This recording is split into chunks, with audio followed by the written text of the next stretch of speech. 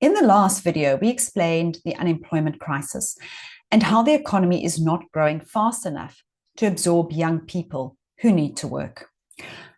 One area that is seriously underperforming is manufacturing, as illustrated in this graph from the Altron FinTech Household Resilience Index.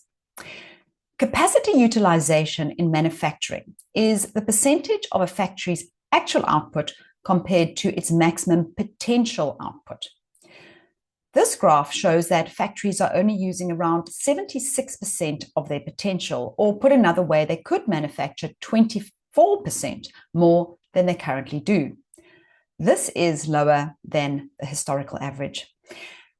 There are many reasons for this, including load shedding and transportation issues, but the biggest problem is a lack of demand for local products. One of the main reasons demand has fallen is cheap Chinese imports.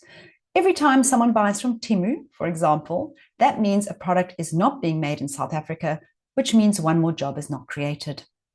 Consumers want cheap things, but cheap things come at a big cost.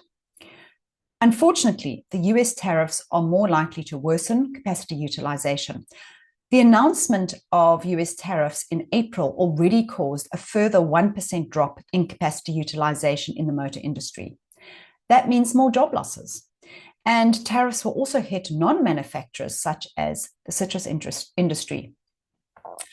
Unfortunately, the outlook for employment is not positive, but you can do something about it.